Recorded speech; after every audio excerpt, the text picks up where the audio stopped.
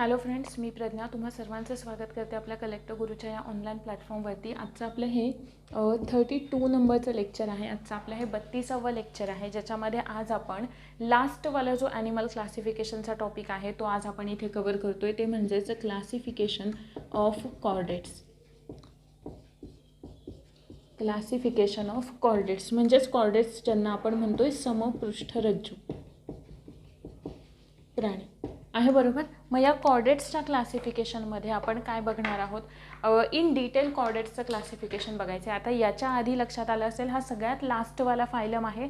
म्हणजेच आधी आपण जे पोरीफेरापासून ते हेमिकॉर्डाटा आहे, बरोबर, आणि नंतर आता आपला सुरू झाला आहे कॉर्डेट्स आणि आता आपलं सुरू झालं आहे कॉर्डेट्स आहे, बरोबर. मग हेमिकॉर्डाटापर्यंत अगदी पोरीफेरापासून ते जे काही ॲनिमल्स आपण त्या फायलम्समध्ये पाहिलेले होते ते कसे होते, लेस ॲडव्हान्स्ड म्हणजेच त्यांच्याकडे जी काही नाही का मॉडिफिकेशन झालेलं होतं, ते ज्या हॅबिटॅटमध्ये राहत आहेत, ज्या अधिवासामध्ये राहत आहेत, त्याच्यानुसार त्यांच्यामध्ये जे काही मॉडिफिकेशन्स झाले होते ते as a compared to chordates काय होते, कमी होते. कॉर्डेट्सचा सगळ्यात महत्त्वाचा एक नाही का कॅरेक्टर ते म्हणजे त्यांच्याकडे काय प्रेझेंट असतो, त्यांच्याकडे प्रेझेंट असतो नोटोकॉर्ड आहे, बरोबर. आणि मग या नोटोकॉर्डच्या आधारावरती ना पुन्हा याला कॉर्डेटला 3 ग्रुप्समध्ये क्लासिफाय केलेलं आहे. पण ते क्लासिफिकेशन बघण्याच्या आधी नेमके हे कॉर्डेट्स असतात कसे किंवा कशा पद्धतीने त्यांचं नाही का एक स्ट्रक्चर कशा पद्धतीने फॉर्म करतात ते आपण बघूयात. सगळ्यात महत्त्वाचं म्हणजे कॉर्डेट्स हा जो फायलम आहे त्याला आपण म्हणतोय मोस्ट ॲडव्हान्स्ड फायलम. म्हणजे सगळ्यात जास्त डेव्हलप झालेला जो फायलम आहे तो कोणता आहे, कॉर्डेट्सवाला आहे, सगळ्यात जास्त ॲडव्हान्स असलेला. त्याच्यानंतर जेव्हा आपण पाहतो तेव्हा जे काही कॉर्डेट्समध्ये येणारे ॲनिमल्स आहेत त्यांच्याकडे आत्ता सांगणारे कॅरेक्टर्स हे असतात. सगळ्यात पहिलं म्हणजे जर का ते कॉर्डेट्स आहेत तर त्यांच्याकडे कंपल्सरी काय असेल, नोटोकॉर्ड असेल आहे, बरोबर. म्हणजे त्यांच्या लाईफ सायकलमध्ये ठीक आहे, म्हणजे अगदी सुरुवातीपासून एम्ब्रियोनिक स्टेजपासून ते अगदी लास्टच्या स्टेजपर्यंत त्यांच्याकडे कोणत्या ना कोणत्या स्टेजमध्ये तरी त्यांच्याकडे नोटोकॉर्ड हा प्रेझेंट असणार आहे, बरोबर. त्याच्यानंतर दुसरं महत्त्वाचं नर्व्ह कॉर्ड, म्हणजे ज्याला आपण चेतारज्जू असं म्हणतोय, ठीक आहे. आणि नोटोकॉर्ड म्हणजे मज्जारज्जू, ठीक आहे ना. म्हणजे तुम्हाला मी सांगितलेलं होतं नाही का वर्टिब्रल कॉलम आपण म्हणतो. म्हणजे असं इमॅजिन करा की आपण एक काचेचे ग्लास 33 आहेत आणि ते आपण एकामध्ये एक टाकतोय, त्यांचा आपण बेस कट केला आणि त्याच्यामध्ये एक दोरी सोडली आहे ना, ठीक. तर त्याला आपण काय म्हणतोय, नोटोकॉर्ड असं म्हणतोय. आपल्यामध्ये म्हणजेच जेव्हा आपण कॉर्डेट्सला पुन्हा क्लासिफाय करू तेव्हा आपण त्यांना ते 3 ग्रुप्समध्ये क्लासिफाय करतो. कशा पद्धतीने ते आपण पुढे बघणार आहोत. पण जे कोणी वर्टिब्रेट्स आहेत त्या वर्टिब्रेट्समध्ये हा जो काही नोटोकॉर्ड आहे त्या नोटोकॉर्डचं मॉडिफिकेशन झालेलं असतं कशामध्ये, वर्टिब्रल कॉलममध्ये आहे, बरोबर. वर्टिब्रल कॉलममध्ये त्याचं काय झालेलं असतं, मॉडिफिकेशन झालेलं असतं. आता आपण ते कशा पद्धतीने ते बघूयात. इन शॉर्ट बघा, हा काय आहे, ही जर का ॲनिमलची एक नाही का एक एक्सटर्नल बॉडी वॉल आहे, ठीक आहे. तर त्या एक्सटर्नल बॉडी वॉलच्या आतमध्ये काय असेल, पाठीमागच्या बाजूला आपला नर्व्ह कॉर्ड कुठे असतो किंवा जो काही नाही का चेतारज्जू असतो तो कुठे असतो, मागच्या बाजूला असतो. म्हणजेच काय असतो, साईडला कोणता असतो, तर डॉर्सल, मागच्या बाजूला, म्हणजे आपण त्याला काय म्हणतोय, डॉर्सल. म्हणजे हे अशा पद्धतीचं काहीसं स्ट्रक्चर आहे आपल्या नर्व्ह कॉर्डचं. नर्व्ह कॉर्डच्या आतमध्ये गेलो तर काय असणार आहे, हा नोटोकॉर्ड असणार आहे, बरोबर. नोटोकॉर्डच्या आतमध्ये आपण गेलो, नोटोकॉर्डच्या आतमध्ये काय असेल, अर्थात एलिमेंटरी कॅनल असेल. आता इथे आपण त्याचं स्ट्रक्चर जसं आपल्याला दाखवता येते तसं दाखवूयात आहे, बरोबर. Elementary canal. आणि हे जे सगळे स्ट्रक्चर असतात ते डेव्हलप कशापासून झालेले असतात, मेसोडर्मपासून डेव्हलप झालेले असतात. आपल्याला एवढ्या डीपमध्ये जाण्याची गरज नाही आहे ना, बरोबर. कारण एवढं काही आपल्याला मेडिकल सायन्स लेवलचं नाही शिकायचं इथे. पण जेवढं स्टेट बोर्डमध्ये दिलं आहे आपल्याला डाटा तेवढा. पण माझं असं मत आहे की स्टेट बोर्डमधून ज्यांना आहे वाचणं शक्य त्यांनी स्टेट बोर्डमधून करा. अदरवाईज हाच जर का चॅप्टर तुम्ही NCERTमधून केलात ना, ठीक आहे, स्टेट बोर्ड तर बेटर आहेच, पण फक्त क्लासिफिकेशनवाला का माहिती आहे का, कारण हे NCERTमध्ये काही पॉईंट्स ना हायलाईट करून दिलेले आहेत, ठीक आहे ना. म्हणजे यांचे कॅरेक्टर्स वगैरे जे असतात ना त्याचं पुन्हा पुढे मिनिंग काय आहे. सो मग असं ना ते थोडंसं एक आपल्याला कळालं ना की हा टॉपिक आपल्याला नेमका कुठून प्रिपेअर करायला हवा. आता काही बाबतीत ठीक आहे, काही टॉपिक्स आपल्याला NCERTमधून करणं गरजेचं आहे, काही आपल्याला स्टेट बोर्डमधून करणं गरजेचं आहे, पण तरीसुद्धा जे NCERT रेफर करतायत ना त्यांच्यासाठी मी असं सांगेन की हा वाला जो चॅप्टर आहे ना त्यांनी तो स्पेसिफिकली ॲनिमल क्लासिफिकेशन जर का NCERTमधून केलं तर ते खूप छान राहील, कारण तिकडे नाही का हायलाईट करून म्हणजे इझिली आपल्याला ते पटकन असं बुक उघडल्या लगेच आपल्या लक्षात येऊन जातं की नाही याच्यामध्ये हा पॉईंट आहे वगैरे वगैरे. ठीक आहे, पुढे गेलो आपण. त्याच्यानंतरचा सगळ्यात महत्त्वाचा मुद्दा कोणता, इकडे एक ओपनिंग असेल म्हणजे 2 ओपनिंग असणार आहेत. आपण वर्टिब्रेट्समध्ये जातोय कॉर्डेट्समध्ये जातोय, म्हणजेच यांच्याकडची जी सिस्टीम लेवलचं क्लासिफिकेशन आहे ती सिस्टीम कशी असणार आहे, कंप्लीट असणार आहे. मग कंप्लीट सिस्टीम म्हणजे आपण काय म्हणतो, 2 ओपनिंग असतात. पहिलं म्हणजे काय म्हणतो आपण त्याला, पहिलं म्हणजे हे वालं ओपनिंग आहे बरोबर की जिकडून इजेक्शन होईल. ठीक आहे, आणि दुसरं म्हणजे हे वाले ज्याला आपण ॲनस असं म्हणतोय, माउथ आणि ॲनस असे दोन्ही ओपनिंग असणार आहे बरोबर. पुढे आपण गेलो त्याच्यानंतरचा महत्त्वाचा मुद्दा येतो तो म्हणजे आता क्लासिफिकेशनचा. मग आपण क्लासिफिकेशन हे तर कळालं आपल्याला की त्यांच्याकडे नर्व कॉर्ड असेल, नोटोकॉर्ड असेल आहे बरोबर. रेस्पिरेशनसाठी गिल्स प्रेझेंट असतील, फॅरेंजियल गिल्स प्रेझेंट असतील. ठीक आहे, आणि हे अशा पद्धतीने काहीच आपलं कॉर्डेट्सचं स्ट्रक्चर असतं ज्यांना आपण समपृष्ठरज्जू असं म्हणतो. ठीक आहे, मग या कॉर्डेट्सना त्यांच्यामध्ये असलेल्या नोटोकॉर्डच्या आधारावरती काय केलं जातं, क्लासिफाय केलं जातं. ठीक आहे, मग कॉर्डेट्सला आपण 2 बेसिक ग्रुप्समध्ये क्लासिफाय करतो. त्यातला पहिला आहे क्रॅनिएटा आणि दुसरा आहे क्रॅनिएटा. ठीक आहे, आता क्रॅनिएटा आपण आधी मला वाटते आपले नाही नंतर झालेले आहेत आपले याचे नाही का नर्वस सिस्टीम वगैरेचे पुढे आहेत लेक्चर आपले. सो इकडे क्रॅनिएटा म्हणजे काय, ज्यांच्याकडे ना ब्रेनला प्रोटेक्ट करणारा ब्रेन बॉक्स नाही आहे. येते लक्षात, म्हणजे आपले हे जे काही बोन्स आहेत नाही का, क्रॅनियल बोन्स आपण ज्यांना म्हणतोय, स्केलेटल सिस्टीममध्ये आपण ते इन डिटेल शिकणारच आहे तिकडे. मग हे जे काही क्रॅनियल बोन्स आहेत त्यांचं सगळ्यात महत्त्वाचं फंक्शन कोणतं, तर आपल्या ब्रेनला प्रोटेक्ट करणं आहे बरोबर. मग त्यालाच आपण काय म्हणतोय, त्या क्रॅनियल बोन्सचं जे कव्हरिंग आहे, कवटीच्या हाडांचं जे कव्हरिंग आहे त्यालाच आपण काय म्हणतोय, ब्रेन बॉक्स असं म्हणतोय. तो ज्यांच्याकडे नाही आहे त्यांना आपण काय म्हणणार, क्रॅनिएटा. म्हणजे नाही आहे, अब्सेंट आहे. क्रॅनिएटा म्हणजे ज्यांच्याकडे ब्रेन बॉक्स प्रेझेंट आहे त्यांना आपण काय म्हणतोय, क्रॅनिएटा असं म्हणतोय. क्रॅनिएटाला किंवा हे जे अक्रॅनिएटा आहे तर त्यांना आपण प्रोटोकॉर्डाटा असं सुद्धा म्हणतो, प्रोटोकॉर्डेट्स आहे बरोबर. त्यांना आपण काय म्हणतो, प्रोटोकॉर्डेट्स. आणि हे क्रॅनिएटा जे आहे तर त्यांना आपण म्हणतो यूकॉर्डेट्स किंवा यूकॉर्डाटा. आहे क्लिअर इथंपर्यंत. म्हणजेच क्रॅनिएटा म्हणजे ज्यांच्याकडे ब्रेन बॉक्स नाही आहे, क्रॅनिएटा म्हणजे ज्यांच्याकडे ब्रेन बॉक्स आहे त्यांना आपण म्हणतोय क्रॅनिएटा. आता हे जे क्रॅनिएटावाले आहेत ना त्यांच्यामध्ये आपण पुन्हा क्लासिफिकेशन करतो 2 ग्रुप्समध्ये. त्यातला पहिला आणि सगळ्यात महत्त्वाचा ग्रुप आहे तो म्हणजे यूरोकॉर्डाटा. सगळ्यात पहिला जो ग्रुप आहे तो आहे यूरोकॉर्डाटा आणि दुसरा जो ग्रुप आहे तो आहे सिफॅलोकॉर्डाटा. दुसरा ग्रुप आहे सिफॅलोकॉर्डाटा. आणि क्रॅनिएटामध्ये एकच ग्रुप येतो आणि तो म्हणजे वर्टिब्रेटा. आहे क्लिअर इथंपर्यंत. ठीक आहे, हा एक कन्सेप्ट मॅप पाहायचा आहे. त्याच्यानंतर एक प्रश्न आहे तुमच्यासाठी, सो आता इथे व्यवस्थित लक्ष द्या.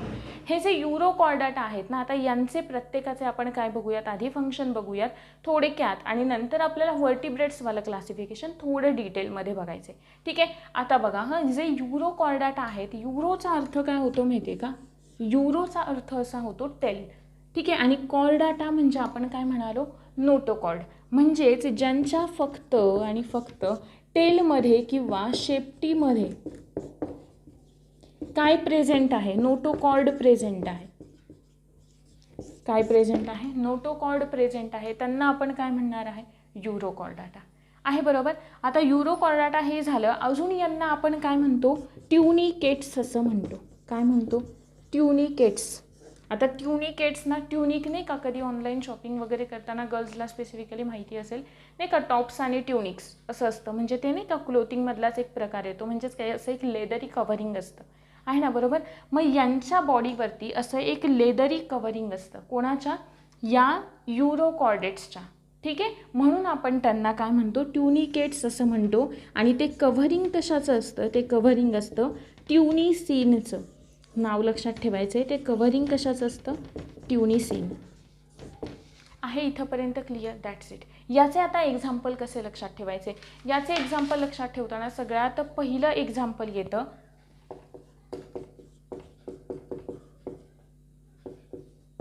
डोलिओलम, नंतर दुसरं आहे स्काल्पा, त्याच्यानंतर आहे हर्डमेनिया. ठीक आहे, हे 3 एक्झाम्पल आणि एक जे एक्झाम्पल आहे ए वरून आहे काहीतरी, मला आठवत नाही, 1 मिनिट, ॲसिडिया. ठीक आहे, एक्झाम्पल आहे ते ॲसिडिया. 4 एक्झाम्पल लक्षात ठेवायचे. कसे लक्षात ठेवणार सांगा? असं उलट केलं ना, याला DASH केलं तरीसुद्धा चालेल. ठीक आहे ना, म्हणजे आपल्याला काही लक्षात राहिलं. ठीक आहे, क्लिअर तो मुद्दा.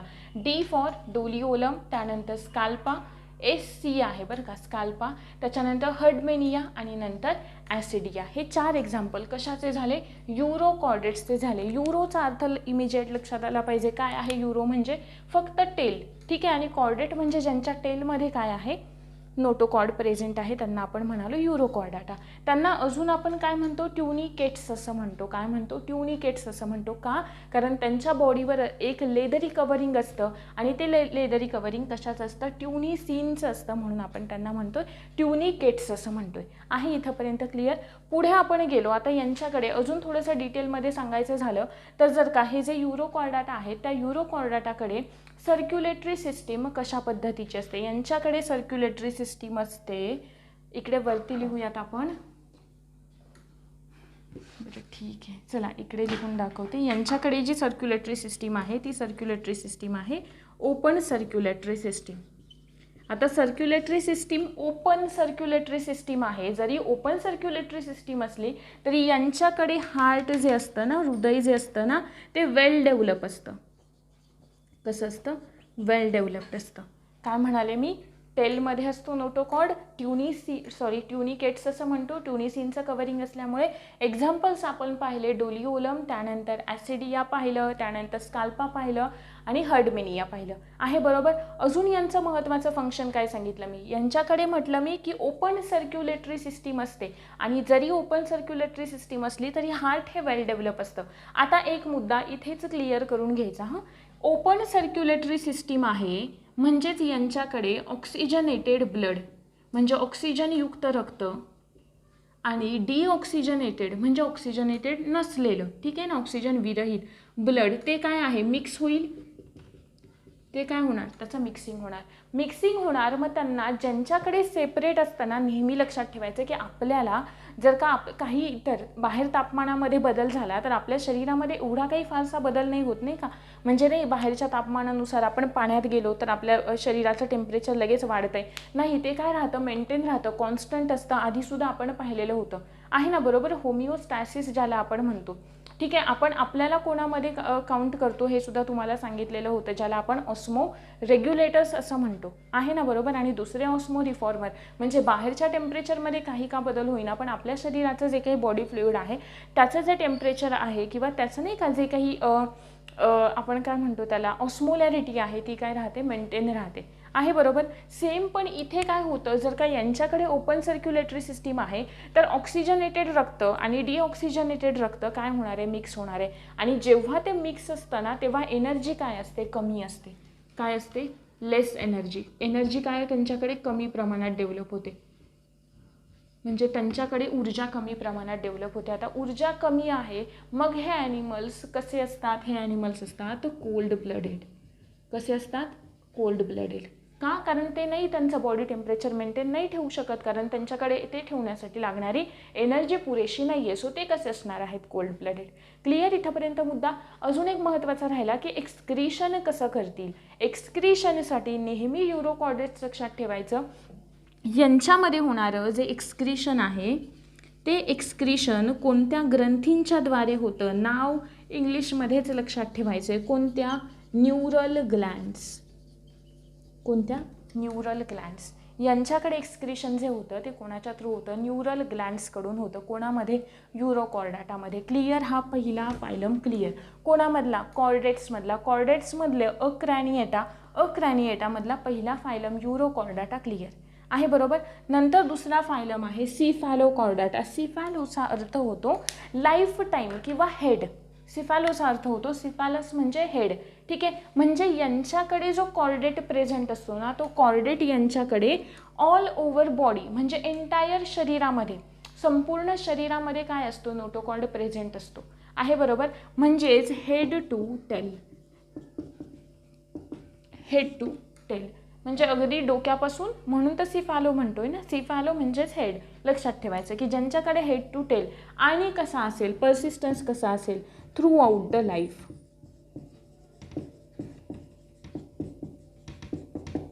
म्हणजे संपूर्ण शरीर संपूर्ण जेवढे काही दिवस ते जगतील, जेवढा काही त्यांचा कार्यकाळ असेल ना, तोपर्यंत त्यांच्या संपूर्ण शरीरामध्ये काय प्रेझेंट असेल, त्यांच्याकडे प्रेझेंट असेल नोटोकॉर्ड ऑल ओव्हर बॉडी आणि लाईफ टाईमसाठी.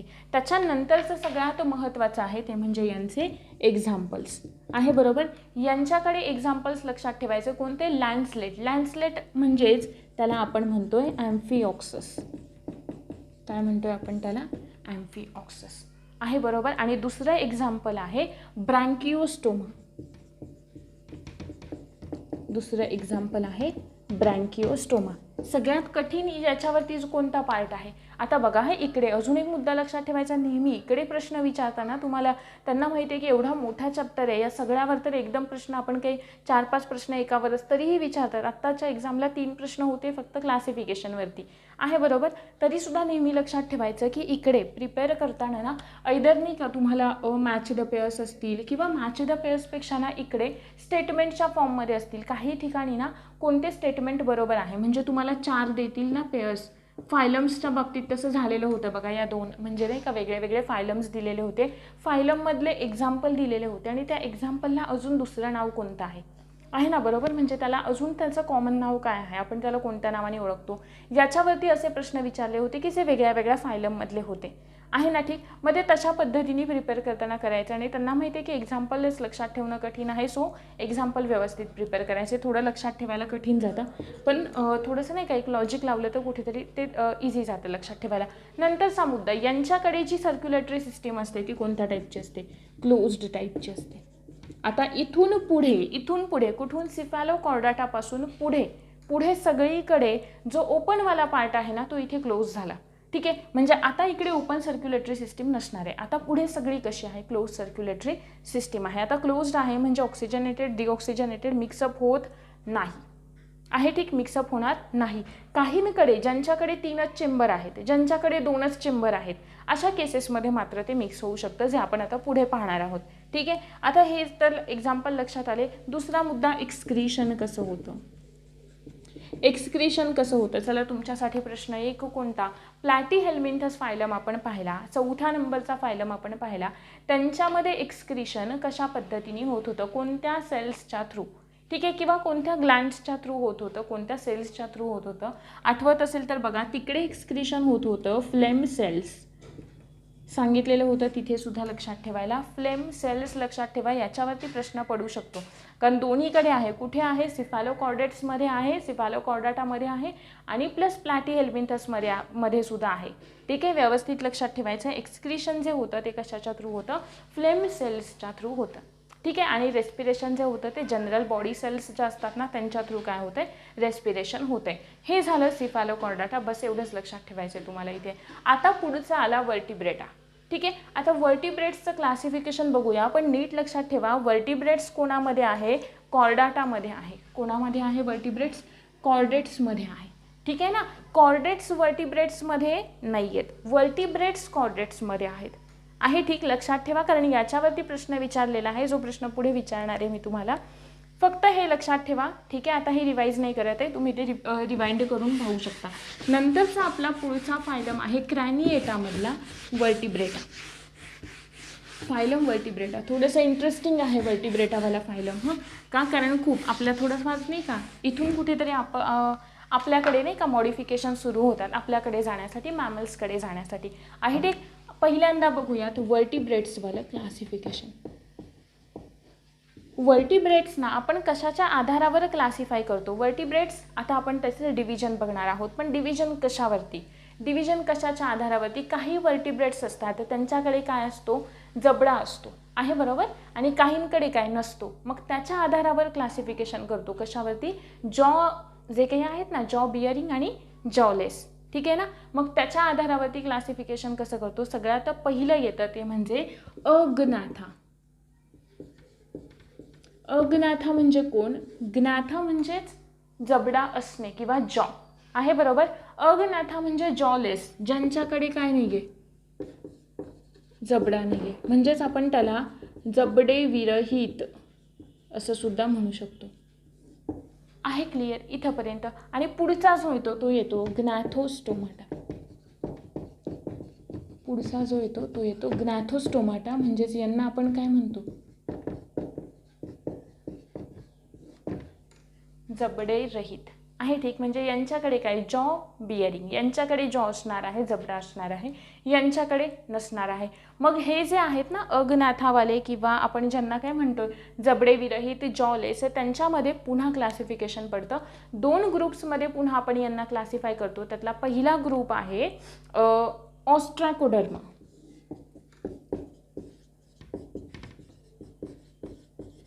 ऑस्ट्रॅकोडर्मा. आणि दुसरा जो ग्रुप आहे तो दुसरा आहे सायक्लोस्टोमाटा. दुसरा जो ग्रुप आहे तो आहे सायक्लोस्टोमाटा आहे, ठीक. आता हा जो आहे ना तो आता नाही आहे अस्तित्वात, याच्याकडे आपण याला कन्सिडर करत नाही, म्हणजेच हा लुप्त झालेला आहे असं आपण म्हणतो, ठीक आहे. सायक्लोस्टोमाटामध्ये पुढे फार जास्त व्हेरिएशन नाही आहे, त्याच्यामुळे आपण याचं क्लासिफिकेशन पाहत नाही. ह्याला आपल्याला एकट्यालाच इन डिटेल अभ्यासायचं आहे, ठीक, जे आपण अभ्यासणार आहोत. आता राहिला कोणता, कोण राहिले, ग्नॅथोस्टोमाटा. ग्नॅथोस्टोमाटाला आपण कसं क्लासिफाय करतो, ग्नॅथोस्टोमाटाला आपण क्लासिफाय कशाच्या आधारावरती करतो, सगळ्यात पहिलं कशाच्या आधारावरती नाही का, त्यांच्याकडे आपण काय म्हणतो त्यांना मुवमेंटसाठी, बरोबर आहे ना, म्हणजे हालचाल करण्यासाठी त्यांच्याकडे पाय आहेत, बरोबर आहे ना, अपेंडेजेस आहेत, पाय आहेत, म्हणजे लिम्स आहेत असं आपण म्हणूयात. किंवा ज्यांच्याकडे पोहण्यासाठी काय आहेत, फिन्स आहेत, पर आहेत. अशा आधारावरती आपण ग्नॅथोस्टोमाटाजना काय करतो, क्लासिफाय करतो. मग ज्यांच्याकडे पोहण्यासाठी फिन्स आहेत त्यांना आपण क्लासिफाय करतो कोणामध्ये, सायक्लोस्टोमाटा. त्यांना आपण म्हणतो पायसेस. मत्स्यवर्गीय सगळे जे येतात ना मासेवाले इकडे, ते कुठे येतात, पायसेसमध्ये येतात. आणि उरलेले दुसरे कोण असतात, टेट्रापोडा. टेट्रा म्हणजेच काय, 4, आणि पोडा म्हणजे अपेंडेजेस आहे, बरोबर. म्हणजेच काय, ज्यांच्याकडे काय आहेत, लिम्स आहेत, आहे ना, बरोबर. आपण पुढे स्केलेटल सिस्टीममध्ये ते सगळे शिकू, पण ह्युमन बॉडीशी रिलेटेड शिकूयात, ठीक आहे. इकडे लक्षात ठेवायचं टेट्रापोडा म्हणजे ज्यांच्याकडे मुवमेंटसाठी काय आहेत, लिम्स आहेत, अपेंडेजेस आहेत, पाय आहेत, हात आहेत, त्यांना आपण कोणामध्ये टाकतो, टेट्रापोडा क्लासमध्ये टाकतो. आणि पायसेस म्हणजे काय, मासे. यांना पुन्हा आपण क्लासिफाय करतो कशाच्या आधारावरती, पायसेसना आपण पुन्हा कोणत्या आधारावरती क्लासिफाय करतो की त्यांच्यामध्ये नाही का एंडोस्केलेटन. आपण क्लासिफिकेशनचा क्रायटेरिया बघताना सगळ्यात सुरुवातीला बघितलेलं होतं की नाही का क्रायटेरिया की त्यांचा स्केलेटन म्हणजे सपोर्टिंग सिस्टीम कशाची बनलेली आहे, बरोबर. मग ज्यांच्याकडे काय असतं, ज्यांच्याकडे कार्टिलेजचा एंडोस्केलेटन असतो त्यांना आपण काय म्हणतो, कॉन्ड्रिकायटस. कॉन्ड्रिक्थिस किंवा कॉन्ड्रिकाइट्स. आणि दुसरे जे असतात ज्यांच्याकडे बोनी स्केलेटन असतो त्यांना आपण काय म्हणतो, ऑस्टिओकाइट्स. ऑस्टिओ आहे, ठीक. आणि जो एक्सटिंक्ट आहे म्हणजे जो नाही आहे अस्तित्वात त्याला आपण काय म्हणतो, प्लॅकोडर्मा. ज्याला आपण काय म्हणतो, प्लॅकोडर्मा. हे लक्षात ठेवायचं, हे जे 2 आहेत ना ते लक्षात ठेवायचे, ठीक आहे ना. एक्सेप्शन्स नेहमी नाही चुकला पाहिजे. मग आधीही सांगितलं की एक्सेप्शनवरती प्रश्न आला तर चुकला नाही पाहिजे, पण इन जनरल स्टेटमेंट वाचताना एक्सेप्शन विचारात घेऊन वाचायचं नाही, हे सुद्धा तेवढंच लक्षात ठेवायचं. नाही तर अदरवाईज ना आपलं एकदम आपण ते वेगळ्याच ट्रॅकला जातो. जर एक्सेप्शन लक्षात घ्यायचं असेल ना तो कुठेतरी त्यांनी तिथे ते मेन्शन केलेलं असतं, तशा पद्धतीने प्रश्न त्यांनी मेन्शन केलेला असतो किंवा काहीतरी हिंट ना थोडीफार आपल्याला लागते तिथे. पण इन जनरल स्टेटमेंट जेव्हा आपण वाचतो ना तेव्हा तिथे आपल्या डोक्यात ते एक्सेप्शन ठेवून वाचायचं नाही, ठीक आहे. ते जनरल स्टेटमेंट दिलं आहे तर ते तसंच रीड करायचं आहे, ठीक. एवढं लक्षात ठेवायचं. 2 लक्षात ठेवा की पहिलं कोणतं आहे, प्लॅकोडर्मा की जे एक्सटिंक्ट आहेत, आणि दुसरे कोणते आहेत, ऑस्ट्रॅकोडर्मा आहे, ठीक. कॉन्ट्रिकाइट्स आपण कोणाला म्हणालो की ज्यांचा जो एंडोस्केलेटन आहे तो कशाचा बनलेला आहे, कार्टिलेजचा बनलेला आहे, किंवा यांना आपण कार्टिलॅजिनस फिशेस असं सुद्धा म्हणतो आणि यांना आपण काय म्हणतो, बोनी फिशेस असं म्हणतो. ठीक आहे. आता बघूया टेट्रापोडाचं क्लासिफिकेशन. टेट्रापोडाला आपण कशाच्या आधारावरती, सिम्पली त्याचे आपण 4 ग्रुप्स करतो. कोणते कोणते 4 ग्रुप्स, आता इथे आपण टेट्राला वरती घेऊयात. टेट्रापोडाचं क्लासिफिकेशन सगळ्यात पहिले ॲम्फिबियन्स, उभयचर. ॲम्फिबियन्स, उभयचर. दुसरे कोण येतात, ॲम्फिबियन्स नंतर पुढे आले, ॲम्फिबियन्स नंतर रेप्टिलिया आले आहे, बरोबर. म्हणजे ज्यांच्याकडे ॲम्फिबियन्स तर काय होते, पाण्यातही राहत आहेत, इकडे सुद्धा राहत आहेत, बरोबर आहे. पण त्यांना तर व्यवस्थितपणे उभं राहता येत नव्हतं, आहे ना, बरोबर. मग त्याच्यासाठी काय हवेत, चालण्यासाठी पाय हवेत. मग रेप्टिलिया, त्यांच्याकडे तर पाय आले, पण ते कसे आले, थोडेसे हॉरिझॉन्टल टाईपमध्ये आले, नाही का. मग ते तर कसे उभे राहणार, नाहीच राहू शकत, सरपटतच चालत राहणार. सो ते झाले रेप्टिलिया. त्याच्यानंतर पुढे गेलो, पुढचा आला कोणता, एऊजवाला क्लास आला, की ज्यांच्यामध्ये जे चालण्यासाठी वाले पाय दिलेले होते ते डिरेक्ट जास्तच मॉडिफाईड झाले आणि त्याचं कन्व्हर्जन झालं त्यांच्या विंग्समध्ये, आहे बरोबर, ज्यांना आपण टाकलं एऊजमध्ये. आणि नंतर वाले जे मॉडिफाय झालेले आले ते म्हणजे आपण ज्यांना आपण म्हणतोय मॅमल्स. आणि मॅमल्समध्ये पुन्हा 3 ग्रुप्स पडतात आणि प्रश्न आपल्याला त्या 3 ग्रुप्सवरती विचारलेला होता, आहे. ठीक आहे. म्हणून ते एवढा डिटेल करायचं आहे क्लासिफिकेशनवाला पार्ट. आणि डेली तुम्ही एक एक पॉईंट करा, एक एक फायलम करा, एक चार्ट तुम्हाला जो आज लास्टला मी देते तो करा व्यवस्थित, ठीक आहे. तो नोट डाऊन करून घ्या तुमच्या बुकमध्ये. सो तुम्हाला ते इझी जाईल लक्षात ठेवण्यासाठी. आणि एक्झाम्पलसाठी एक तुमचं वेगळं ते तयार करा, हां, कारण त्याच्याशिवाय दुसरा ऑप्शन नाही आहे याच्यात. एवढे क्लासेस आहेत, एवढे फायलम आहेत, एवढे सब क्लास, सुपर क्लास, एवढे काही आहेत ना, की मग ते कठीण होऊन जातं एक्झाम्पल लक्षात ठेवणं. सो मग तिथे नाही जायला हवा आपला मार्क, ठीक आहे. सो मॅमल्स, आणि मॅमल्समध्ये जे 3 ग्रुप आहेत ज्यांना आपण नाही का म्हणतो प्लॅसेंटाधारी वगैरे वगैरे, ज्यांच्याकडे प्लॅसेंटा आहे, जे डिरेक्ट विवी पॅरस आहेत, ओवी पॅरस आहेत, अशा ह्याच्यावरती आपल्याला पुन्हा त्यांनी प्रश्न विचारला आहे, ठीक. आता बघा एकच स्टेटमेंट आपण देऊया. हे क्लासिफिकेशन क्लिअर झालं का, पुन्हा एकदा बघा. अग्नाथामध्ये होतं ऑस्ट्रायकोडर्मा, सायक्लोस्टोमाटा, ऑस्ट्रायकोडर्मा नाही आहे, एक्सटेंट आहे. सायक्लोस्टोमाटा पुढे पाहणार आहोत आपण. त्यानंतर दुसरं कोणतं आहे, ग्नाथोस्टोमाटा, म्हणजे ज्यांच्याकडे जबडा आहे. कोण 2, पायसेस आणि टेट्रापोडा. पायसेस म्हणजे ज्यांच्याकडे पोहण्यासाठी फिन्स आहेत, पर आहेत, आहे बरोबर. कोण असणार, मासे असणार. मासे मग त्यांना पुन्हा कसं, ज्यांच्याकडे नाही का एंडोस्केलेटन कशा टाईपचं आहे, बरोबर आहे. त्यातलं पहिलं होतं प्लॅकोडर्मा, ज्यांना आपण नाही कन्सिडरच नाही करत, ते नाही गेले पुढे. इकडे कॉन्ट्रिकाइट्स, ज्यांचा कार्टिलेजनी बनलेला आहे. ऑस्टिओकाइट्स, ज्यांचा कशाने बनलेला आहे. मला वाटतं तुम्हाला स्टेट बोर्डमध्ये हे दिलेलं पण नाही आहे, पण NCERTमध्ये दिले आहे, ठीक आहे ना. मग सो आपल्याला तो दोन्ही डाटा मिक्सअप करून माहीत हवा आपल्याला, नाही का, ठीक आहे. कारण मग तुम्हाला एकदा प्लॅकोडर्मा, कारण आता ह्युमन डिसीजेसवरती प्रश्न आलेला होता, तो डिरेक्ट NCERTमधून विचारलेला होता. सो मग स्टेट बोर्ड नाही आहे मध्ये मग विचारणार नाही, तसं नाही. हां, NCERTमधलेही प्रश्न तुम्हाला विचारले जातात. सो हे लक्षात ठेवा. नंतर पुढे आलं ऑस्टिओकाइट्स, म्हणजे ज्यांच्याकडे बोनी स्केलेटन आहे ते वाले. आता एकच स्टेटमेंट सांगते बघा, हां. ऑल वर्टिब्रेट्स आर कॉर्डेट्स, मी म्हणाले ऑल वर्टिब्रेट्स आर कॉर्डेट्स. आणि दुसरं स्टेटमेंट असं सांगते ऑल कॉर्डेट्स आर वर्टिब्रेट्स, ठीक आहे. बघा पहिलं स्टेटमेंट होतं ऑल वर्टिब्रेट्स आर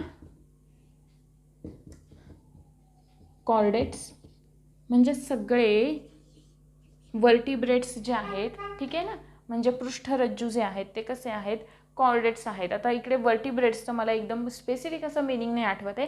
सो वर्टिब्रेटवाले लक्षात ठेवा, ज्यांच्याकडे काय आहे, पाठीचा कणा आहे. वर्टिब्रेट कोणाला म्हणायचं, ज्यांचा नोटोकॉर्ड जो आहे ना तो रिप्लेस झालेला आहे कशाने, वर्टिब्रल कॉलमनी, आहे, ठीक. जिकडे आपण येणार आहे. All vertebrates are chordates. दुसरं स्टेटमेंट आहे all chordates are vertebrates.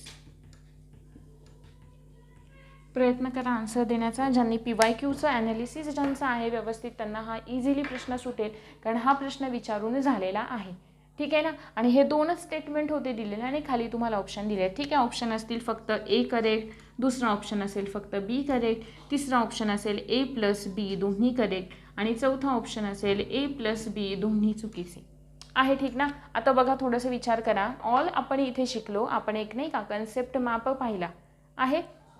All vertebrates सगळे जे वर्टिब्रेट्स आहेत हे आपल्या वर्टिब्रेट्सचंच क्लासिफिकेशन आहे, बरोबर आहे ना.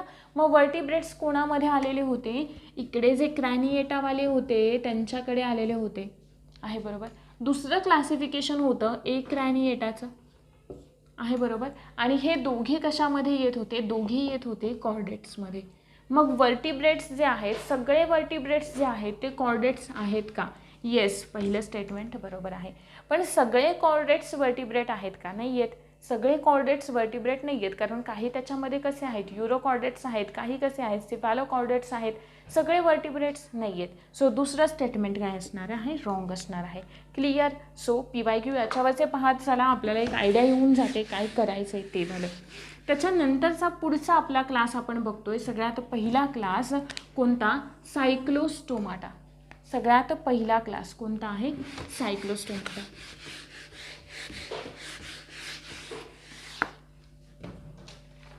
थोडंसं नाही का आपण त्याच्या मीनिंग वाईज जाऊयात, की आपण त्याचा नाही का मीनिंग कसं घेतोय किंवा त्या शब्दाचा नेमका अर्थ काय. कारण हे सगळे तुम्हाला कुठेही जा, मराठी बुक रेफर करा, काही करा, नावं अशीच दिलेली आहेत. ठीक आहे. सगळ्यात पहिला आहे सायक्लोस्टोमाटा. सायक्लोस्टोमाटा म्हणजे काय, सायक्लोस्टोमाटा. सायक्लोचा अर्थ होतो राउंडेड, सायक्लो राउंडेड, आहे बरोबर. स्टोमाटा माउथ, म्हणजेच यांचं जे माउथ असेल ते कसं असेल, राऊंड असेल. कसं असेल, यांचं तोंड कसं असेल, कारण हे कुणामध्ये येत आहेत सगळे, हे सगळे कोणामध्ये येतात, अग्नाथामध्ये येतात, म्हणजे ज्यांच्याकडे जबडा नसणार आहे. म्हणजे यांचं माउथ कसं आहे, राऊंडेड माउथ आहे बरोबर. राऊंडेड आहे म्हणजे हे कोणा ना कोणावर तरी काय होणार आहेत, होस्ट हवाय त्यांना कोणीतरी, बरोबर ना. म्हणजेच काय असणार आहेत, हे सगळे कसे असणार आहेत, यांचं जे माउथ आहे ते कसं असणार आहे, सकिंग टाईप असणार आहे बरोबर. कसं असणार आहे, सकिंग टाईप माउथ आहे. मग हे राहतात कोणावरती, सायक्लोस्टोमाटा म्हणजे मेन म्हणजे काय, पॅरासाईट. आणि पॅरासाईट म्हणजे यांना कंपल्सरी कोणाना कोणाची तरी गरज असते जगण्यासाठी, आहे बरोबर. आणि हे स्पेसिफिकली सायक्लोस्टोमाटा कुठे राहत असतात, मराईन वॉटरमध्ये, म्हणजेच समुद्रामध्ये राहणारे असतात, आहे बरोबर. समुद्रामध्ये राहणारे असतात. मग कोणावरती, यांचा होस्ट कोण असणार आहे, अर्थात जे काही अदर फिशेस असतील, इतर जे काही मासे असतील त्यांच्यावरती राहणारे हे असणार आहेत. किती इझी आहे बघा, म्हणजे याचे एवढे सगळे कॅरेक्टर्स तुम्हाला फक्त याच्या नावावरून लक्षात राहत आहेत, आहे बरोबर. सगळ्यात पहिलं म्हणजे मी सांगितलं तुम्हाला, सायक्लोचा अर्थ होतो राऊंडेड. राऊंडेड म्हणजे त्यांचं माउथ जे आहे ते कसं आहे, राऊंडेड आहे, बरोबर आहे. राऊंडेड आहे म्हणजे कसं असणार आहे, सकिंग टाईप असणार आहे. सकिंग टाईप आहे म्हणजेच हे नेमके कसे आहेत, पॅरासाईट आहेत. पॅरासाईट म्हणजे यांना कोणत्या ना कोणत्या तरी होस्टची गरज आहे. मग होस्ट कोण असणार हे डिपेंड करतं ते नेमके राहत आहेत कुठे, त्याच्यावरती. कुठे राहत आहेत, मराईन वॉटरमध्ये राहत आहेत, म्हणजे होस्ट कोण असणार आहे, इतर जे काही मासे असतील ते कोण असणार आहेत त्यांच्यावरती हे राहणार आहेत. जसं की बांडगुळ कुठे असतं, आंब्याच्या झाडावर असतं, तसंच हे जे सायक्लोस्टोमाटा असणार आहेत ते कोणावरती राहणारे असणार आहेत, हे जे काही दुसरे फिशेस आहेत त्यांच्यावरती राहणार आहेत, असंख्य संख्येने राहतात. ठीक आहे ना. म्हणजे इतर माशांवरती ते असंख्य संख्येमध्ये राहतात. आणि त्याच्यानंतर याचं अजून एक महत्त्वाचं फंक्शन आहे. कोणतं अजून एक महत्त्वाचं फंक्शन नेहमी लक्षात ठेवायचं, यांच्यामध्ये असलेली, जेव्हा हे कसे आहेत, मरीन वॉटर तर आहेत, पण यांना जेव्हा रिप्रोडक्शन करायचं असतं, जेव्हा आता रिप्रोडक्शनची गरज आहे तेव्हा ते काय करतात, बाहेर येतात. बाहेर येतील म्हणजे कुठे येतील, फ्रेश वॉटरमध्ये येतात. कुठे येतात, फ्रेश वॉटरमध्ये येतात, आहे ठीक. कोणाला रिप्रोडक्शनची गरज आहे, फ्रेश वॉटरमध्ये आले.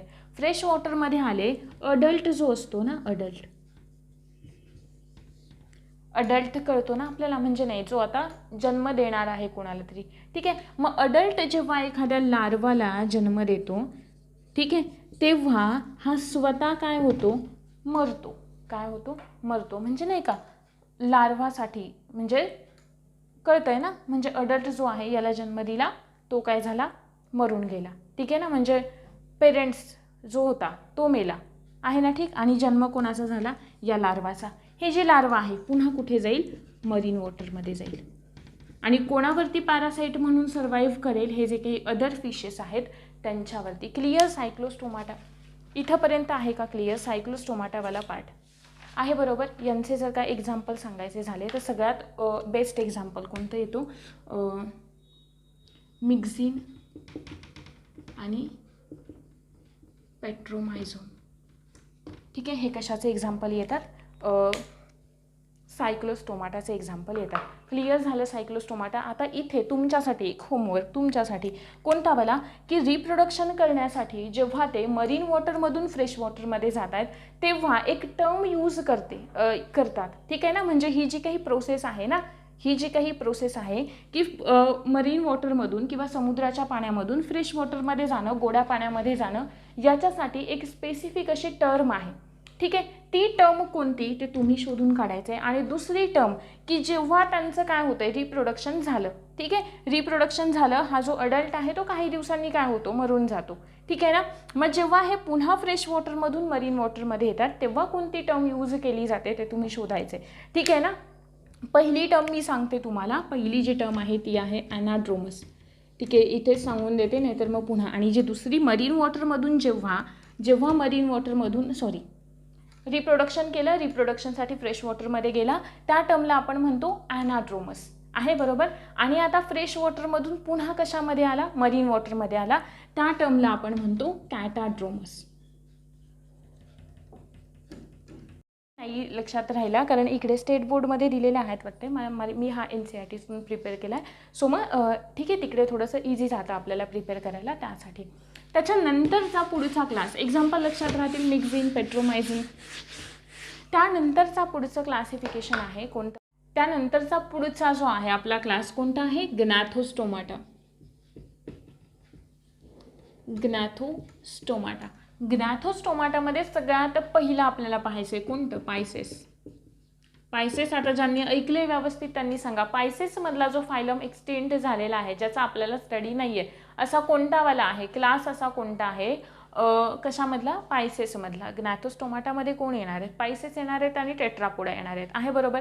पायसेसमध्ये 3 बघितलेले होते. कोणते कोणते 3, त्यातला पहिला तर काही मी सांगणार नाही आहे, पुढे जाऊन सांगते, थोडंसं आठवा. दुसरा होता कॉन्ड्रिकाइट्स आणि तिसरा होता ऑस्टिओकाइट्स. आणि पहिला जो एक्सटिंक्ट आहे तो होता प्लॅकोडर्मा. कोणता होता, प्लॅकोडर्मा. हे ह्या ज्या गोष्टी आहेत ना लक्षात ठेवत चला. ठीक आहे ना, माहीत हवं आपल्याला. पुढे आता आपण पाहतोय सगळ्यात पहिलावाला क्लास ग्नॅथोस्टोमाटामधला कोणता, कॉन्ड्रिकाइट्स. आहे बरोबर, सगळ्यात पहिला कॉन्ड्रिकाइट्स. कॉन्ड्री आठवा. हां, आपण याच्यासाठी कार्टिलेजसाठी टर्म काय वापरलेली होती, कार्टिलेज फॉर्मिंग सेल्स, कॉन्ड्रोब्लास्ट. आहे बरोबर. Bone forming cells, osteoblast. Last लेक्चरला सुद्धा सांगितलेलं होतं. आता कॉन्ड्री ही टर्म आपण वापरली आहे कार्टिलेजमध्ये, म्हणजे हे जे काही फिशेस असणार आहेत, हे जे काही मासे असणार आहेत, त्यांचा जो एंडोस्केलेटन आहे तो कशाचा बनलेला असणार आहे, तो बनलेला असणार आहे कार्टिलेजचा. कशाचा बनलेला असणार आहे, कार्टिलेजचा. आणि या कॉन्ड्रिकाइट्सचं सगळ्यात महत्त्वाचं आणि नाही का म्हणजे एक स्टनिंग फीचरच असं म्हणूयात आपण, की ते एक स्टनिंग फीचर आहे. का स्टनिंग फीचर आहे, कारण या कॉन्ड्रिकाइट्समध्ये काही फिशेस किंवा काही मासे असे येतात की ज्यांच्याकडे एक प्रॉपर्टी असते. कोणती, मसल्स ज्या असतात ना त्यांच्या, त्या मसल्स मॉडिफाईड होतात. मसल्स कशामध्ये मॉडिफाईड होतात, तर इलेक्ट्रिक ऑर्गन्समध्ये मॉडिफाईड होतात. इलेक्ट्रिक ऑर्गन्समध्ये, की जे काय करतात, इलेक्ट्रिक चार्ज इमिट करू शकतात. आहे बरोबर. म्हणजे जर त्यांच्या कॉन्टॅक्टमध्ये कोणी आलं तर ते काय करू शकतं, तो करंट पास होऊ शकतो त्यांच्यापर्यंत. तो करंट पास झाला की काय जाणार, तो जो समोरचा जो कोणी आहे ऑर्गॅनिझम तो काय होणार, स्टंड होणार. स्टंड होणे म्हणजेच काय होणे, पॅरलाइज्ड होणे. म्हणजे नाही का आता काही नाही, त्याला पुढे काही नाही करणार, आता त्याच्यासोबत काहीही करा. आहे बरोबर. यांच्याकडे अजून ते कसले फीचर्स असतात पुढे सुद्धा नाही का, म्हणजे हे इलेक्ट्रिक प्रॉपर्टी जर असतेच पण त्याच्यासोबत काही स्टिंग असतात. आपण नाही का मागे निडारियन्समध्ये बघितलेले होते, त्यांच्याकडे काही स्टिंग्स असतात, इलेक्ट्रिक स्टिंग. आहे बरोबर. ते इमिट केले की काय होणार आहे, तो पुढचा जो आहे ऑर्गॅनिझम कोणी असलेला तो काय होणार, पॅरलाइज्ड होणार. मग आता त्याच्यासोबत काहीही करा, त्याला खा सोडून द्या, काही हे डिपेंड करतं. ठीक आहे, त्याच्या मूडवरती. आहे बरोबर. इलेक्ट्रिक याचं एक्झाम्पल तुम्ही जर का तुम्ही पाहिलेले असतील डिस्कवरीमध्ये बऱ्यापैकी नाही का, ह्या अशा ऑर्गॅनिझम्सबद्दल बऱ्याचदा दाखवलेलं आहे. या फायलमबद्दल ते एक आहे बघा ती सिरियल, मला आता तिचं नाव नाही आठवत आहे, पण त्याच्यामध्ये तो मासे पकडतो नाही का वेगळे वेगळे, त्याला आपण म्हणतो नाही का इलेक्ट्रिक रे किंवा स्टिंग रे, नावं नक्कीच ऐकलेली असतील तुम्ही. आहे बरोबर. हे अशा प्रकारचे जे मासे आहेत. अजून कोण, टॉर्पेडो. हे अशा प्रकारचे जे मासे आहेत ते कोणामध्ये येतात, कॉन्ड्रीकाइट्समध्ये येतात, ज्यांच्याकडे एंडोस्केलेटन कशाचा बनलेला आहे, कार्टिलेजचा बनलेला आहे. अजून एक सगळ्यात महत्त्वाचं फीचर, हे कसे असतात ना,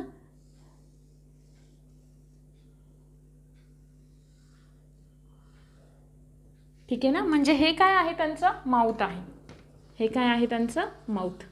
कसं आहे माउथ, लोअर साईडला प्लेस्ड असतं. कसं असतं, लोअर साईडला प्लेस्ड असतं. आणि हे वाले जे त्यांचे नाही का मागचे जे पोहण्यासाठी यूज करतात त्यांच्यामध्ये थोडासा डिफरन्स असतो, म्हणजे एक ऐदर थोडंसं मोठं तरी असतं किंवा एक थोडंसं लहान तरी असतं आहे, ठीक. म्हणजे सिमिलर नसतात. मग सिमिलर कोणामध्ये असतात, ऑस्टिओकाइट्समध्ये सिमिलर असतात आहे, ठीक. अजून सगळ्यात महत्त्वाची प्रॉपर्टी कोणती माहिती आहे का, कॉन्ड्रीकाइट्सची सगळ्यात महत्त्वाची प्रॉपर्टी, त्यांच्याकडे नाही का ते स्थिर नाही राहू शकत. म्हणजे त्यांच्याकडे बायोन्सीवाली जी प्रॉपर्टी असते ना, म्हणजे स्वतःची बायोन्सी रेग्युलेट करण्याची नाही का, म्हणजे जी मुवमेंट आहे, उत्साह असा अर्थ होतो बायोन्सीचा स्पेसिफिकली, पण नाही का त्यांना ते स्वतः असे नाही का स्टेबल नाही राहू शकत. त्यांना कंटिन्यू त्यांची मुवमेंट काय करावी लागते, कंटिन्यू ठेवावी लागते. मग यांच्याकडे बायोन्सीची जी प्रॉपर्टी असते त्याचा अब्सेन्स असतो आहे, ठीक. आणि जर का आपण का अब्सेन्स असतो, कारण यांच्याकडे एअर ब्लॅडर जे असतात ना ते प्रेझेंट नसतात. एअर ब्लॅडर आणि एअर ब्लॅडर जे असतात ना ते सगळ्यात महत्त्वाचं काम कुठे करतात, ती बायोन्सी मेंटेन करण्यामध्ये. बायोन्सी म्हणजे नाही का ते स्थिर राहू शकतील की नाही राहू शकणार. म्हणजे आपण आता ठीक आहे आपल्याला थकलो, आपण काही वेळ ठराविक असं बसून राहिलो, ठीक आहे ना, तसं यांच्यामध्ये नाही होत. यांना कंटिन्यू पोहत राहावंच लागतं आहे, बरोबर. ही प्रॉपर्टी कोणाची झाली, कॉन्ट्रीकाइट्सची झाली. कॉन्ट्रीकाइट्सचे एक्झाम्पल क्लिअर झाले. इलेक्ट्रिक रे आहे, स्टिंग रे आहे, टॉर्पेडो आहे. ह्या अशा पद्धतीच्या काही प्रॉपर्टीज कोणाच्या असतील, कॉन्ट्रीकाइट्सच्या. हार्ट कसं असेल, हार्ट असतं यांचं 2 चेंबर्ड. आता 2 चेंबर्डचं हार्ट आहे, म्हणजे कसं, आता इकडे बघूयात आपण, ठीक आहे ना. हे एक चेंबर आहे, हे एक चेंबर आहे, किंवा हे एक चेंबर आहे, हे एक चेंबर आहे, ठीक आहे. आता इकडून आलं डिऑक्सिजनेटेड, म्हणजे ऑक्सिजन मिक्स न झालेलं आहे ना, बरोबर. आणि इकडे आहे ऑक्सिजनेटेड, म्हणजे ऑक्सिजन मिक्स होऊन आलेलं रक्त इकडून आतमध्ये आलं, इकडून डिऑक्सिजनेटेड आत आलं, एकदम इकडे आत आले की काय झाले, मिक्सिंग झालं. मिक्सिंग होतंय म्हणजेच काय होतंय, हे एनर्जी कमी प्रोड्यूस करणार का, एनर्जी कमी प्रोड्यूस करणार, ऊर्जा कमी निर्माण करणार. ऊर्जा कमी निर्माण करतायत, मग यांना बाहेरच्या तापमानानुसार स्वतःचं टेम्परेचर बदलावं लागतं. आणि म्हणून यांना आपण काय म्हणतो, कोल्ड ब्लडेड ॲनिमल असं म्हणतो. कोल्ड ब्लडेड का, आपल्याकडे एनर्जी, आपल्याकडे ऑक्सिजनेटेड, डिऑक्सिजनेटेड, आपल्याकडे सर्क्युलेटरी सिस्टीम क्लोज टाईपची आहे. यांच्याकडे जरी क्लोज्ड असली तरी चेंबर, हार्ट किती चेंबरचा आहे, 2 चेंबरचा आहे, त्याच्यामुळे मिक्सिंग होतं आहे, बरोबर. मिक्सिंग झालं की एनर्जी कमी प्रोड्यूस झाली. आपल्यामध्ये दोन्ही सेपरेट आहे ना. 4 चेंबर्ड हार्ट आहे, वेल डेव्हलप 4 चेंबर हार्ट आपल्यामध्ये आहे, मॅमल्समध्ये आहे. काहींमध्ये 3 चेंबरचं असेल, ते एक्सेप्शन जनरल शिकताना इन्क्लूड करायचे नाही, नंतर करायचे. जेव्हा सगळं पूर्ण कंप्लीट होईल ना त्यानंतर मग एक्सेप्शन लक्षात ठेवायचं, तोवर नाही आहे, ठीक. पुढचा मुद्दा इथे कळालं. आपल्याकडे काय आहे, आपल्याकडे एनर्जी जास्त प्रोड्यूस होते, सो आपण आपल्या शरीराचं जे काही टेम्परेचर आहे ते मेंटेन ठेवू शकतो, म्हणून आपण आपल्याला काय म्हणतो, पॉलिकिलोथर्मिक असं म्हणतो आहे, ठीक. यांना आपण तसं म्हणत नाही का, यांना आपण म्हणतो कोल्ड ब्लडेड आहे, ठीक. 2 चेंबरचा हार्ट आहे, एनर्जी कमी प्रोड्यूस होते. पुढचे एक्झाम्पल लक्षात ठेवा, याच्यामध्ये मसल्सवालं तुम्हाला सांगितलं मी आहे, बरोबर. जो काही यांच्यामध्ये असलेला नोटोकॉर्ड असणार आहे तो कसा असणार आहे, थ्रू आउट द लाईफ असणार आहे, म्हणजे अगदी एम्ब्रियॉनिक स्टेजपासून अगदी मरेपर्यंत, शेवटपर्यंत यांच्याकडे नोटोकॉर्ड प्रेझेंट असणार आहे. यांच्याकडे सेक्सेस जे असतात ते कसे असतात, सेपरेट असतात. आणि अजून एक्झाम्पल्स यांचे लक्षात ठेवा, डॉग फिश आहे, व्हाईट शार्क आहे. हे एक्झाम्पल लक्षात राहतातच, हे विचारणार पण नाही आपल्याला, कारण ते लक्षात राहण्यासारखे आहेत. सो डॉगफिश लक्षात ठेवा. त्यानंतर सांगितलं व्हाईट शार्क हे, ठीक. यांसारखे एक्झाम्पल लक्षात ठेवा. अजून कोणतं आहे, ट्रायगन वगैरेचे एक्झाम्पल्स आहेत ते. त्याच्यानंतरचा पुढचा आपला क्लास आहे कोणता, ग्नॅथोस्टोमाटामधलाच पायसेसमधला दुसरा क्लास, ज्याला आपण काय म्हणतोय, ऑस्टिओकाइट्स असं म्हणतोय. काय म्हणतोय, ऑस्टिओकाइट्स. ऑस्टिओकाइट्स म्हणजे यांचा एंडोस्केलेटन कशाचा बनलेला असेल, बोन्सचा, म्हणजेच कार्टिलेज कसं असेल, एंडोस्केलेटन कसं असेल, बोनी असेल आहे, बरोबर. राहतात कुठे, फ्रेश वॉटरमध्ये पण राहतात, प्लस मरीन वॉटरमध्ये पण राहतात. दुसरा मुद्दा आहे, बरोबर. रचना कशी असते रचना,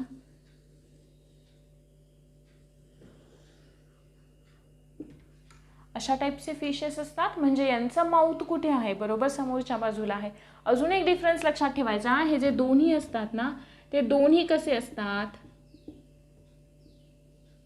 कसे असतात, सेम साईजचे असतात. तिकडे काय होते, डिफरंट होते ना, इकडे काय असतात, सेम असतात. अजून यांच्यामध्ये कोणता महत्त्वाचा पार्ट येतो, ऑस्टिओकाइट्समध्ये सगळ्यात महत्त्वाचं म्हणजे कार्टिलेजचे बनलेले आहेत. यांच्यामध्ये एक्झाम्पल सांगायचे झाले तर आपण कोणते कोणते सांगू शकतो. एक्झाम्पल सी हॉर्स सगळ्यात बेस्ट एक्झाम्पल. सी हॉर्स का लक्षात ठेवायचं माहिती आहे का, सी हॉर्स लक्षात का ठेवायचं, कारण इन जनरल जे काही स्वतःच्या नाही का एम्ब्रिओनिक स्टेजला जेव्हा एखादं नाही का एक न्यूबॉर्न बेबी आहे किंवा अजून कोणता ऑर्गॅनिझम आहे तर त्याचं नरिशमेंट करण्याचं काम, त्याची केअरिंग करण्याचं काम हे कोणाचं असतं, त्या दोन पेरेंटमधल्या कोणाचं असतं, ती जी मदर आहे तिचं असतं, आहे बरोबर. पण हे ना सी हॉर्समध्ये थोडीशी वेगळी केस आहे, अपोजिट केस आहे. का बरं, सी हॉर्सचं स्ट्रक्चर आता मला जसं काढता येतंय तसं आपण काढूयात. हे असं काहीचं सी हॉर्सचं स्ट्रक्चर असतं. एक मिनिट हां, हे असं काही असतं नाही का, आणि हा अशा पद्धतीचा एक इकडे पाऊच असतो आहे. हा इथे जो पाऊच दिसतोय ना, फिमेल काय करते, मेलकडे ना अशा प्रकारचा एक पाऊच असतो, पिशवीसारखं एक स्ट्रक्चर असतं, म्हणजे जसं आपण कंगारूकडे बघतो ना तसं, पण ते थोडंसं डिफरंट. थोडंसं डिफरंट. मग इकडे जे असतं ना कंगारू, तिकडे ती फिमेल असते ना, इकडे जे असतो ना हा जो मेल आहे, मग ही फिमेल काय करेल, या मेलच्या या पाऊचमध्ये काय करते, एग लेइंग करते, आहे बरोबर, म्हणजे तिकडे जाऊन अंडी घालते. आता जर का अंडी या मेलकडच्या पाऊचमध्ये आहेत तर मग त्यांचं जे काही केअरिंग आहे ते कोण करेल, मेलच करेल, आहे बरोबर. कोणत्या केसमध्ये होतं, हे होतं सी हॉर्स या केसमध्ये. आता तर हे एक्झाम्पल कन्फर्म तुमच्या लक्षात राहील कशामध्ये येतं, ऑस्टिओकाइट्समध्ये येतं, आहे ठीक. अजून त्याच्यानंतरचा ऑस्टिओकाइट्समध्ये अजून सगळ्यात महत्त्वाचा मुद्दा, हे कसे असतात, ओव्हीपॅरस असतात. कसे असतात, ओव्हीपॅरस, ठीक आहे. ओव्हीपॅरस, ओ फॉर ऑस्टिओकाइट्स, विव्हीपॅरस कोण असतात, कॉन्ट्रिकाइट्स असतात, ठीक आहे. फ्रेश वॉटर, मराइन वॉटरमध्ये पण राहतात. एक्झाम्पल तुम्हाला सांगितले मी, फ्लाइंग फिश आहे, हिप्पोकॅम्पस आहे, हिप्पोकॅम्पस आहे, काटला आहे. अशा पद्धतीचे एक्झाम्पल लक्षात ठेवा. त्याच्यानंतर अजून सगळ्यात महत्त्वाचं कोणतं, यांच्याकडे ना बायोन्सी रेग्युलेट करू शकतात. हे वाले काय रेग्युलेट करू शकतात, यांच्याकडे काय असतात, एअर ब्लॅडर असतात. यांच्याकडे काय असतात, एअर ब्लॅडर. एअर ब्लॅडर आहेत म्हणून ते काय करू शकतात, बायोन्सी रेग्युलेट करू शकतात. They can regulate buoyancy.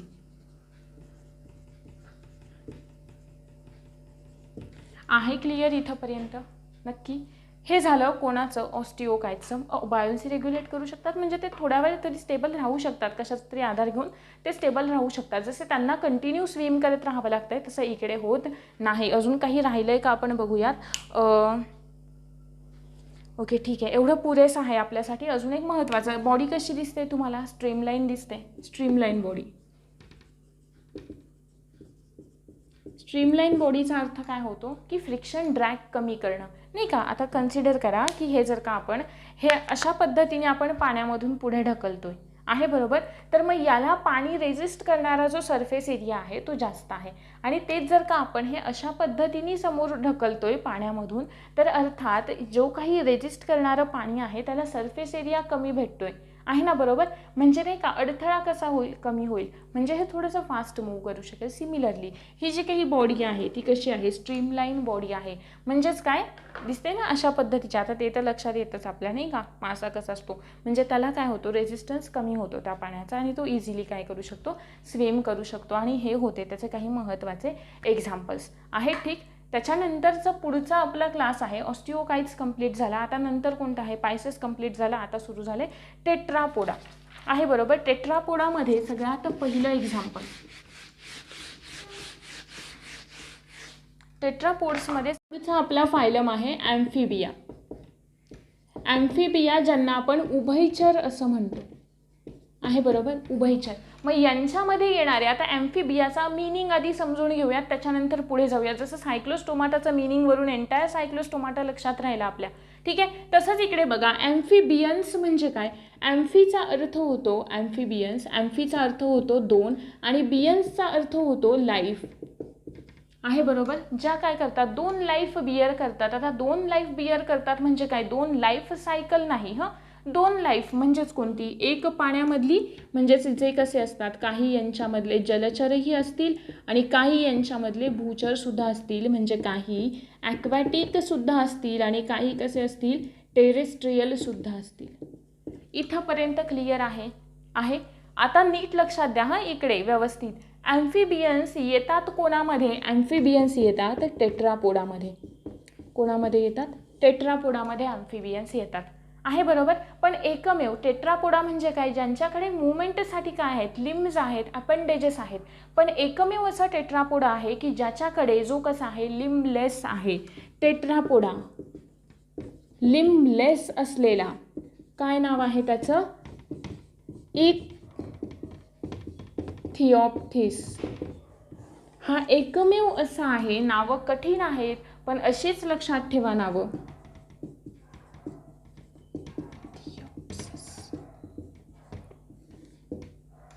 आहे ठीक. इक्थिओप्सिस हा एकमेव असा काय आहे, टेट्रापोडा आहे जो कसा आहे, लिम्बलेस आहे. आहे बरोबर. टेट्रापोडाचं अजून आता ठीक आहे, हे तर क्लिअर झालं इथंपर्यंत एक मुद्दा. त्याच्यानंतरचा पुढचा मुद्दा कोणता, ॲम्फिबियन्सचं सगळ्यात महत्त्वाचं कॅरेक्टर कोणतं, यांची जे काही बॉडी असते किंवा यांचं जे काही शरीर असतं ते नेहमी कसं असतं, मॉइस्ट असतं, ओलसर असतं. कशासाठी, रेस्पिरेशनमध्ये म्हणजे त्यांना श्वसनामध्ये मदत करण्यासाठी त्यांचं जे काही नाही का एक्सटर्नल बॉडी वॉल असते ती कशी असते, मॉइस्ट असते.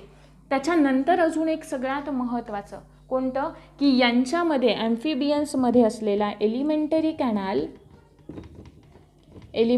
कॅनाल त्यांची जी काही रिप्रोडक्टिव्ह सिस्टीम आहे ती रिप्रोडक्टिव्ह सिस्टीम प्लस जे काही नर्वस कंट्रोलवाली नर्वस सिस्टीम आहे, कंट्रोल आणि कोऑर्डिनेशनवाली, या सगळे एकाच ठिकाणी ओपन होतात. हे सगळे एकाच ठिकाणी ओपन होतात आणि त्या ठिकाणाला आपण काय म्हणतो, त्या ठिकाणाला आपण म्हणतो क्लोएका. त्या ठिकाणाला आपण काय म्हणतो, क्लोएका असं म्हणतो. नाव लक्षात ठेवायचं. हे काही असे ठराविक कॅरेक्टर्स आपल्या लक्षातच असले पाहिजे जे विसरले नाही गेले पाहिजे. आणि ते होतं तेव्हाच जेव्हा लेक्चरमध्ये तुम्ही ते इथे ऐकता आणि लिहून घेता. आपण जेवढ्या वेळा वाचतो त्याच्यापेक्षा आपण एखादी गोष्ट जर का लिहिली ना तर ती थोडीशी लवकर लक्षात राहते. तुम्हाला पुस्तक लिहायला नाही सांगत आहे, पण ॲटलिस्ट जे महत्त्वाचे मुद्दे आहेत ते तर तुम्ही लिहून घेऊ शकता. आहे ना बरोबर. त्याला आपण काय म्हणतो, क्लोएका. आता अजून एक सगळ्यात महत्त्वाचा मुद्दा काय, हार्ट कसं असतं, हार्ट कसं असतं, त्यांचं हृदय जे असतं ते 3 चेंबर्ड असतं. कसं असतं, 3 चेंबर्ड असतं. म्हणजे यांच्या ॲम्फिबियन्सच्या हृदयाला 3 कप्पे असतात. कसे काय 3 कप्पे, हा झाला पहिला, हा झाला दुसरा, ठीक आहे, आणि हा झाला तिसरा. इकडून कोणतं ब्लड आलं, डिऑक्सिजनेटेड म्हणजे ज्याच्यामध्ये ऑक्सिजन मिक्स झालेला नाही आहे. इकडून कोणतं आलं, ऑक्सिजनेटेड जिकडे ऑक्सिजन मिक्स झालेला आहे. बरोबर. दोन्ही एकत्र आले, तिसऱ्यामध्ये त्यांचं काय झालं, मिक्सिंग झालं. तिसरीकडे काय झालं, तिसऱ्या चेंबरमध्ये मिक्सिंग झालं. मिक्सिंग झालं मग शरीरभर काय होतंय, मिक्सिंगच होतंय. आहे ना बरोबर. मग स्पेसिफिक असं ऑक्सिजनेटेड ब्लड नाही आहे, मग एनर्जीसुद्धा काय होईल, less energy will be develop. Energy कमी डेव्हलप होईल, कमी एनर्जी प्रोड्यूस्ड होईल. आहे बरोबर. एनर्जी जर का कमी प्रोड्यूस होते तर मग बाहेरचं जसं काही टेम्परेचर आहे त्या टेम्परेचरच्या नुसार ते स्वतःला मॅनेज करू शकणारे नाही आहेत. मग यांना आपण कोणामध्ये काउंट करणार, कोल्ड ब्लडेडमध्ये. कोणामध्ये, कोल्ड ब्लडेडमध्ये. आहे बरोबर. आहे बरोबर.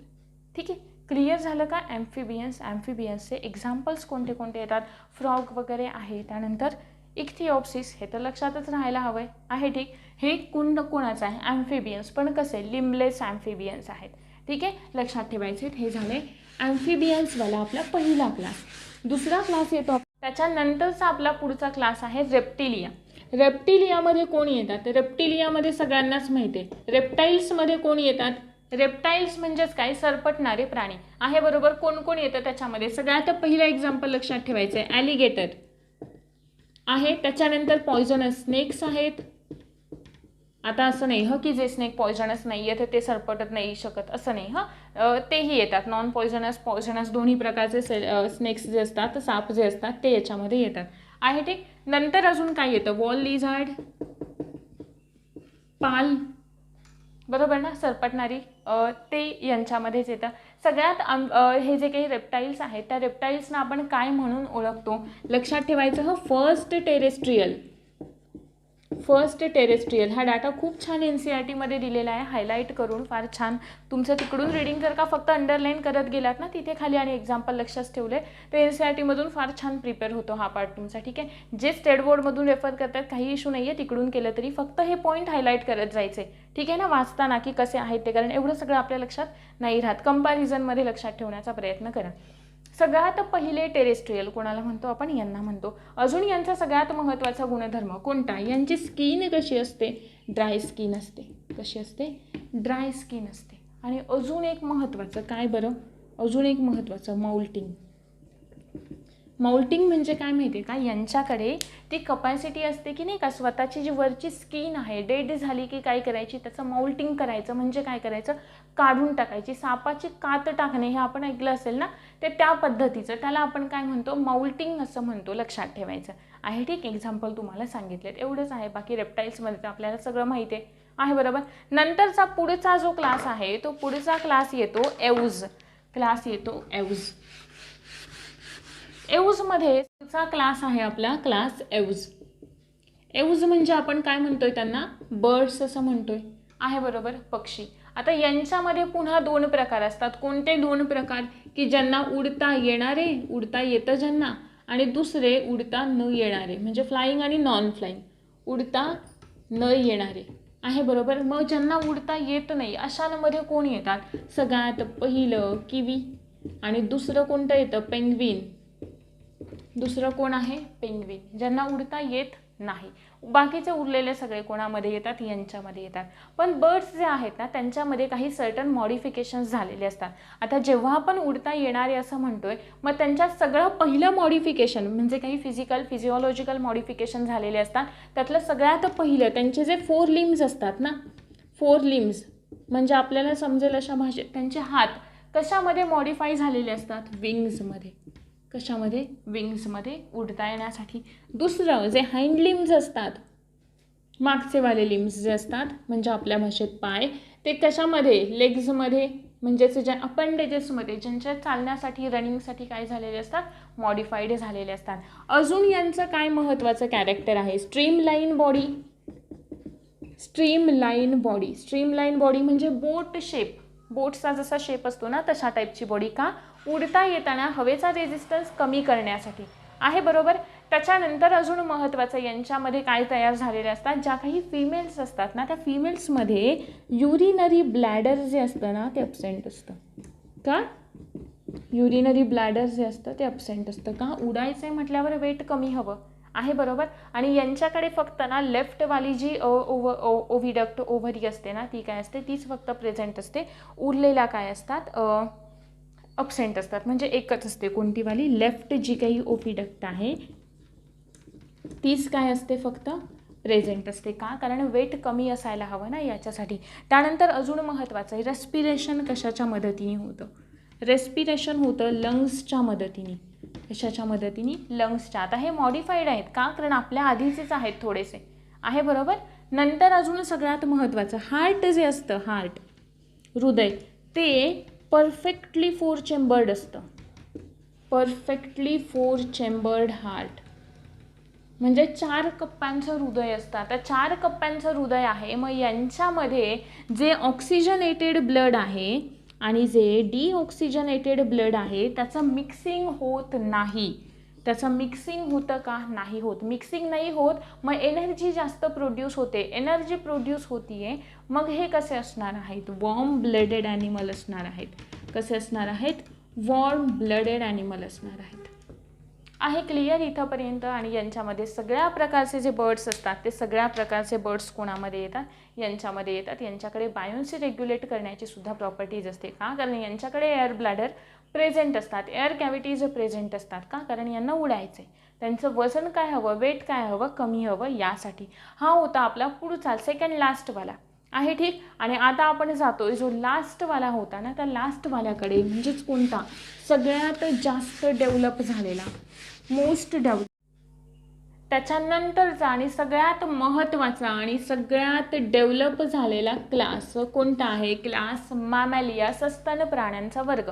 म्हणजे जेवढे काही किंगडम ॲनिमॅलियाचे नेमके किंग कोण आहेत? तर हे आहेत मॅमल्स आहेत, मॅमॅलिया आहेत.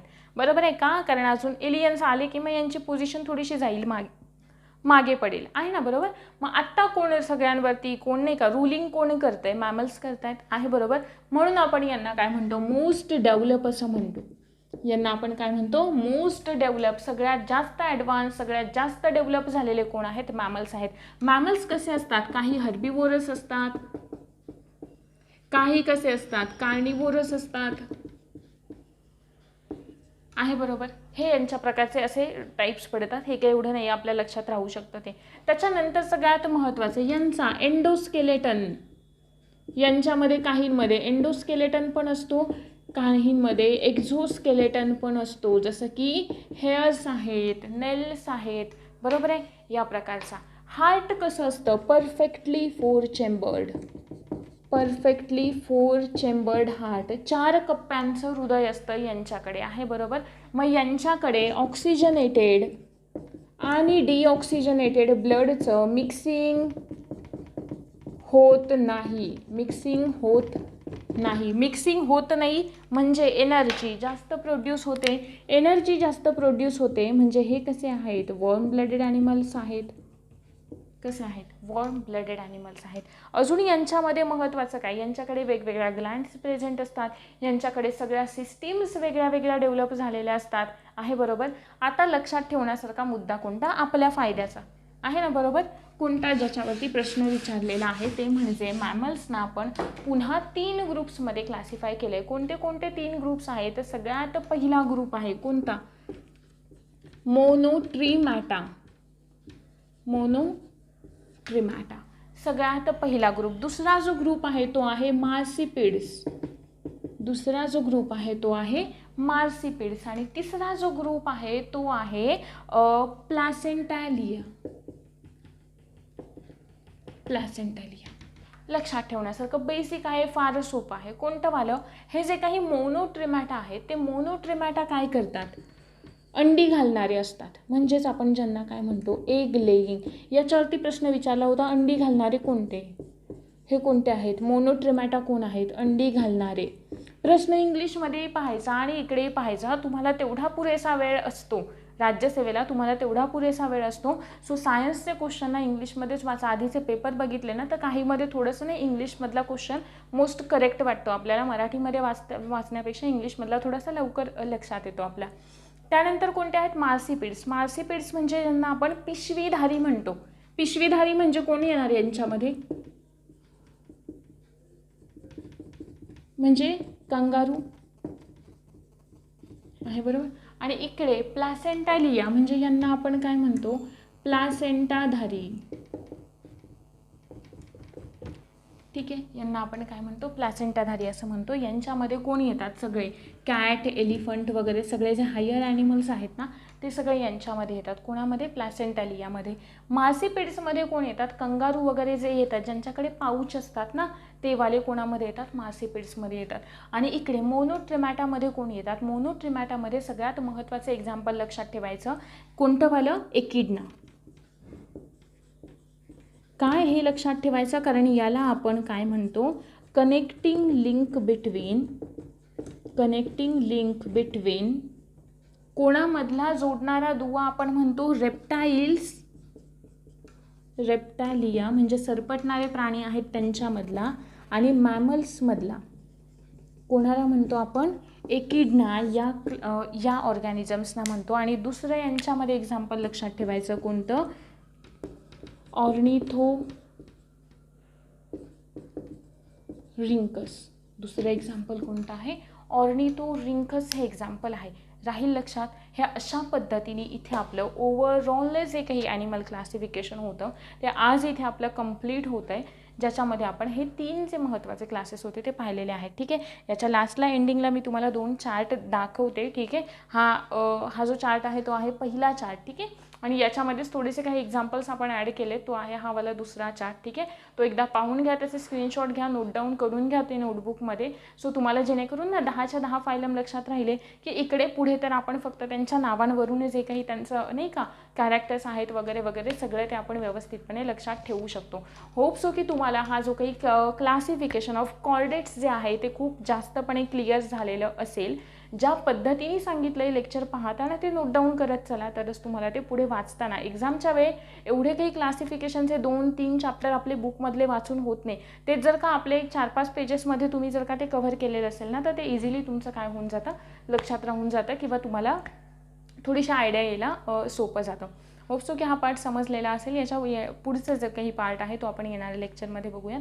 Thank you very much.